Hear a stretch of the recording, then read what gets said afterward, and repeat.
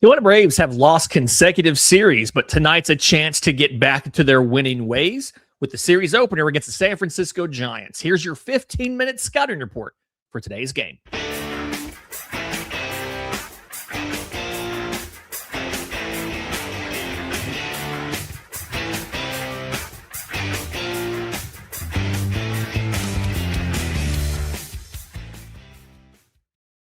Yes, this is your Braves Today Scouting Report, a production of the Believe Podcast Network and presented to you by FanDuel. I'm Lindsey Crosby. In the next 15 minutes, we're breaking down everything you need to know before first pitch. Today, it's the Braves and the San Francisco Giants in the series opener, so let's get into it.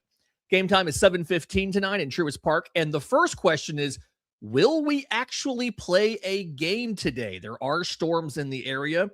Shout out to @BravesWeather on X for the graphic.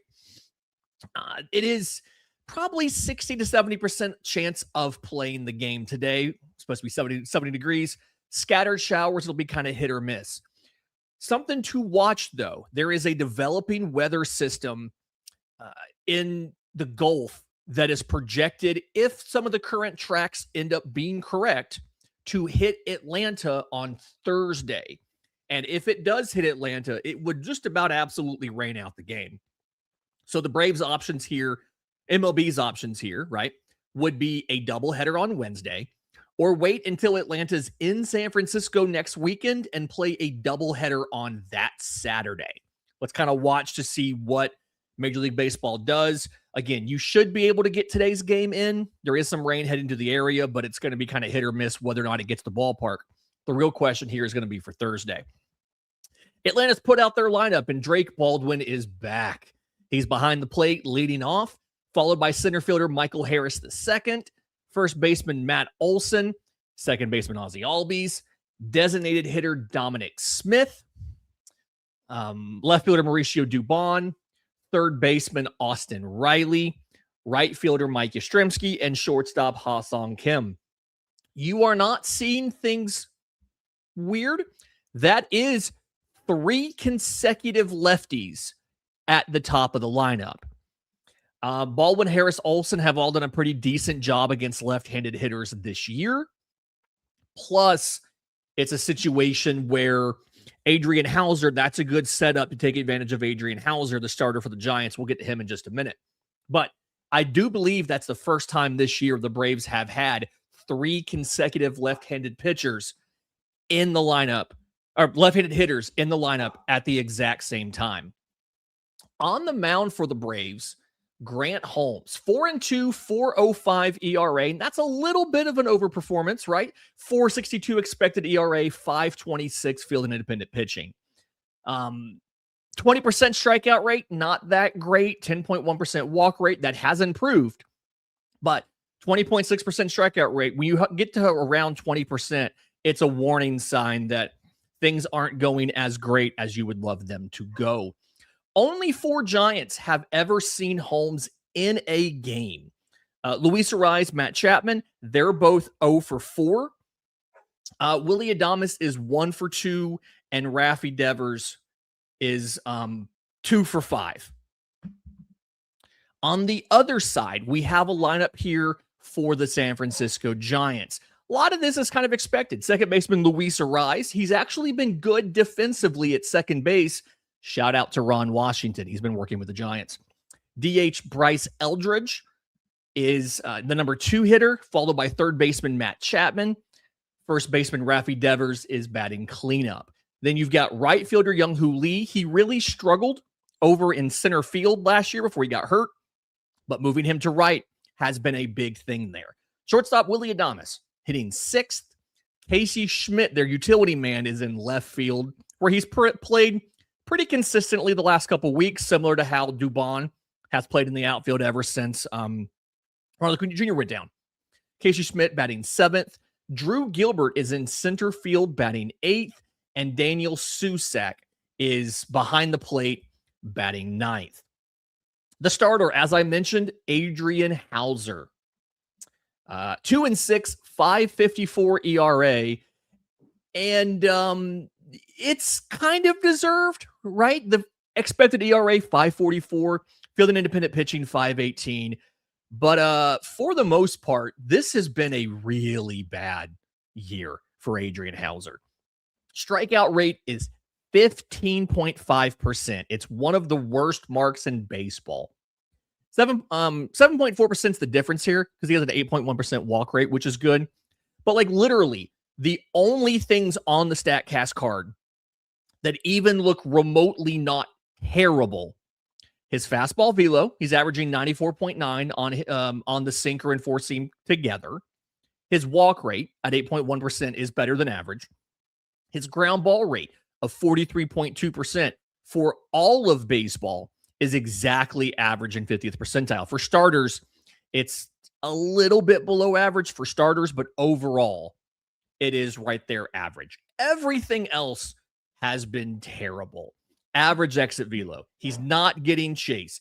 Not getting a lot of whiffs, not getting a lot of strikeouts, allowing a lot of barrels, a lot of hard hit balls. So there's an opportunity for the Braves here to take advantage of his 5-pitch mix. It's a sinker, changeup, four-seam slider, curveball. The way that he uses these pitches against lefties, he ramps up the changeup and four-seam usage when he's ahead and with 2 strikes. He ramps up sinker usage when he's behind. That's all kind of standard. The curveball usage is really interesting because he's most often inclined to throw it early in the count. It's like 17.5% usage early in the count, but with 2 strikes, 6.7. I don't necessarily know if that's because he doesn't trust it to get whiffs. He doesn't trust it to not get barreled if he has a mistake with it. Just doesn't trust it to land in the zone. Don't really know why, but he uses it early in the count. He doesn't like to use it with 2 strikes. So with 2 strikes, it's going to be pretty even distribution between sinker, changeup, four-seamer if you're a lefty. Also, very strong proclivity to throw first pitch strikes to lefties. So be mindful there. If you're a righty, it is a sinker dominant mix. He's throwing the sinker more than half the time unless he's ahead or has 2 strikes. If he's ahead, he cuts back on the sinker usage to throw more four-seamers, whereas early in the count, he cuts back on four-seam usage to throw sinkers. When he has 2 strikes, he cuts back on sinker usage in favor of the slider, four-seam, changeup trio. So kind of standard usage. You pretty much expect this kind of look against righties.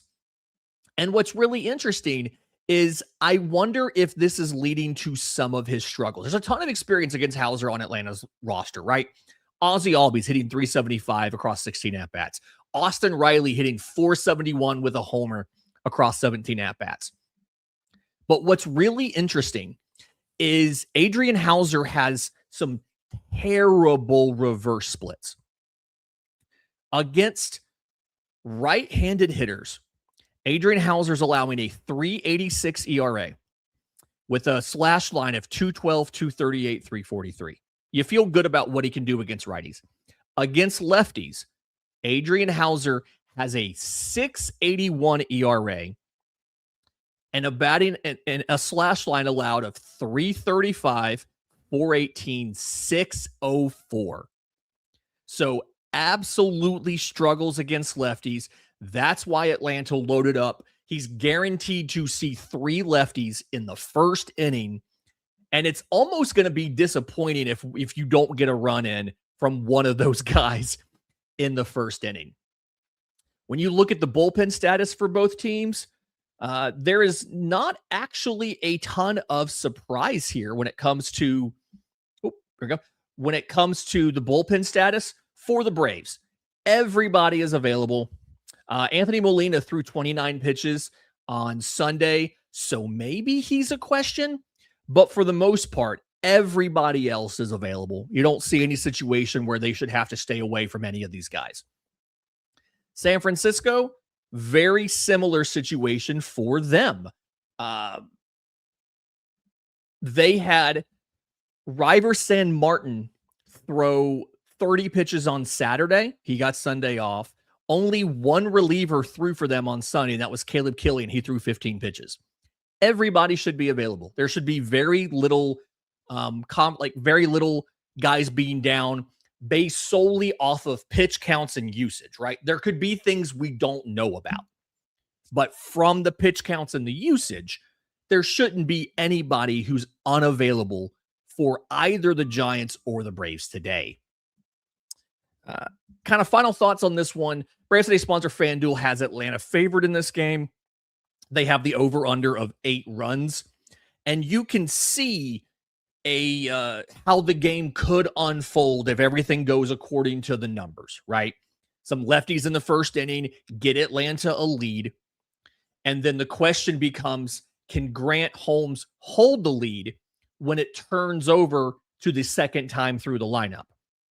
The second time through against Grant Holmes, opposing hitters are hitting .317 with a .391 on base and a .663 slug. So he's been very bad the second time through. This Giants lineup doesn't have any sort of pronounced improvement when they see a pitcher for the second time in a game. They don't necessarily show that they've been better in those situations. So maybe this is the one where Grant Holmes can make it through, give you 5 innings, 6 innings before you turn it over to the bullpen. But everything lines up that Atlanta should be able to take an early lead and hold it. And the question would be, 1, does the rain hold out? I think it will. And then 2, is Holmes able to hold that lead the second time through the order? That's your Braves Today scouting report. If you want the deeper analysis, the lineup breakdowns, and everything behind the numbers, make sure you're subscribed to Braves Today. Enjoy the game. We'll be back after it with the postcast over on Locked On Sports Atlanta and our game story called Today's 3 Things over at bravestoday.com.